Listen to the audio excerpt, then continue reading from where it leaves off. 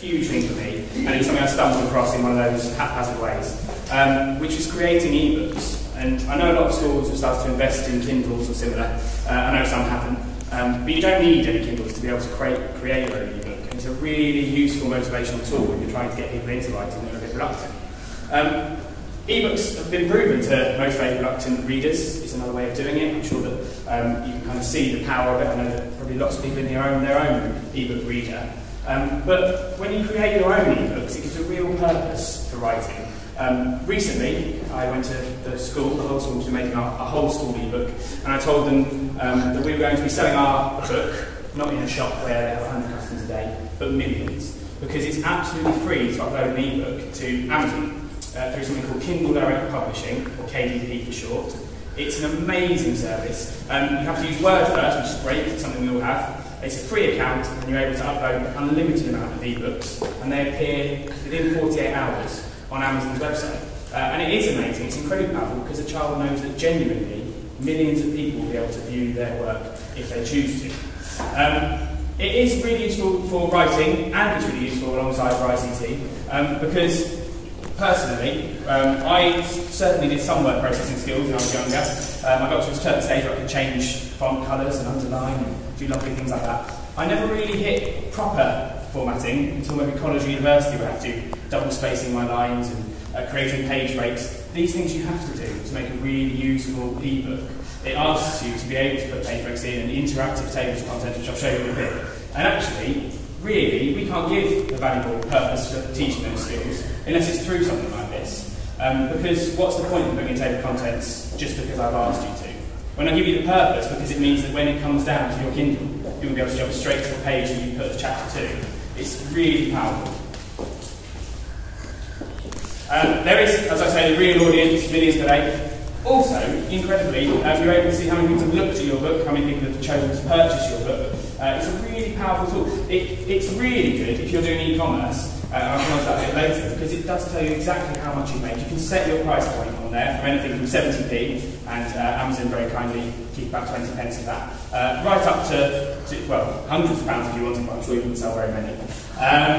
It's now, on Amazon, the most popular form of book. It outsells paper and hardback books through their website, the ebook. So it's a genuine tool that you can say is in the industry.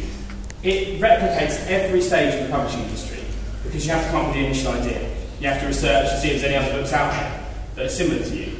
You have to write your story. You have to then edit to make sure there's no mistakes in your text before publishing your own book. And really, there's no other way of doing all those steps. If I entered a competition where my children could submit a story to be able to put it in the book, you get to a certain stage, but this follows you the whole way through the process. And actually, it gives you lots of pride in your work at home. Because you don't have to own a Kindle to view these. There's free apps for laptops, for Macs, there's free apps for iPhones, for smartphones, for tablets. It's absolutely free to have a Kindle e-reader app on any of your computers at school, and then all you have to do is purchase the book and you're able to share and read it. I've done it working with two different classes really. I worked with a class in a fairly difficult catchment in Surrey where I used to teach. The children there really weren't turned on by writing. Many of them were from a Gypsy Road Traveller background, and they hadn't seen writing as a useful, purposeful tool at home. This completely changed things for them. The moment they knew they could have their work read by people, the moment they knew they could show off by going home and getting mum's iPhone and downloading the book that they'd had and showing, reading through it. It is really good because it's free. There's not very many things that are this powerful, I think, that are free. It's free to register. The only bit where you lose some money is when people buy your books. Like I say, a small amount of that goes to Amazon, but the rest of it comes back to you, back to your account, back to you as a school. So the book that we're creating at the moment, we're going to be selling at £5 as an ebook. About £4.20 of that comes back to us as a school. So rather than having to, again, go through a publishing company to print a real book and they'll take a lot of the profit from that, we're getting something that we can generate money for our school. And, as I say, you can use it as an e-commerce tool to be able to give a project to children to see how much they can raise with their ideas of books. We're going to show you another site as well, which is called appsmag.com, which if you haven't used it, is really worth using. You can put PDF files on there, so it can be scans of the children's genuine writing or work that you've done in Publisher or similar, and it will make it into a giant 3D book that you can use on your whiteboard and flip the pages. It becomes really powerful, and I'll show you what I mean in just a second with that. But again, really useful, so axmag.com is definitely worth it. How you do it is really easy. Basically, you have to have an Amazon account. I suggest setting up a school one because, as I say, money might be coming back into it, which is always nice. There's loads of step-by-step guides available on the website, really aimed at adults. My ICT club are creating their own step-by-step guides for children on how to format their text. And I'll leave my email address at the end. If you would like to have any of those, I'll be able to send them through when they've finished them. It's all done in Word or OpenOffice, which is brilliant. It means it's something you already have, something hopefully they're already familiar with up to a certain point. And you can purchase, as I say, within 48 hours, so it's very powerful. It's something that you can write, be proud of, and 48 hours later you can be telling your grandma in Australia to go on and download it herself. It's really, really powerful tool. There is a range of uses. I have personally used it for guided reading when I've created my own book as a teacher. In my Kindle store on here, just give me 1 second, I decided that a really nice context for my lesson one day would be that pandas have been kidnapped because my children were obsessed with animals in the class I was in. I created some newspapers to show on the Kindle, which I'll show you in just a second.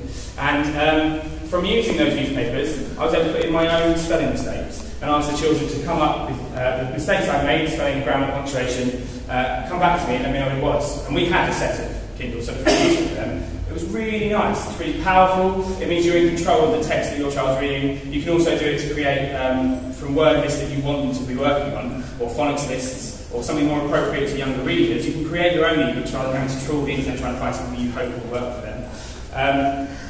Like I said, we created, this was my last class, but they came up with the entire concept of what they wanted the book to be. They decided how they were going to do it, they typed it up, they formatted it. They also had to make some persuasive writing for Amazon to get people to buy it. They looked at different hints and tips to see how to get further up the list, and some of them were a little bit cheeky to be able to get further up the bestsellers list. And they could see how much money they made. And when they sold, from this one short book, they sold over 300 copies of this book. And that was just in the tummy there. And they absolutely loved the process of writing, and more importantly, the process of making money, which I know always inspires children. As well as that, it is good for lesson context, as I said. It's really good for e-commerce because you can track every step of the process. I'm producing a teacher's guide on how to implement this in your classroom, and I'm also, as I say, having my kids from my ICT club create a pupil formatted document. I'll quickly show you axmag before I finish, just to show you how it looks really, what it does, and the kind of results you can have. But as I say, I suggest going on and having a play, which is something you can do, and you can put it into your class next week as a context. Ask them to do it. It's not a lot of work for the teacher, because you can have the children type it, or if not, you can take the handwritten work and type up. At the moment, we're doing 30-word stories as a nice introduction to it. Have those typed up, and they're there. Thank you. Lovely. This is a book that my children have just made recently. This is using axmag, the page reading software. You just click on the bottom page. You can put in your own pictures and texts. You can, the children are able to then look at it, edit it, and share it with other classes. I also sent home a link on their homework sheet so the parents can have a look at it. We looked at aerial photos for similes in this lesson, and it just wouldn't have been the same kind of lesson if we hadn't been able to get their work up on the board by the end of it. It's really good. Again, free to use, it's free to host, and it will stay there for 3 months without anybody touching it, hosted online. So yes, I suggest using ebooks. Any questions, anyone? Lovely. Thanks.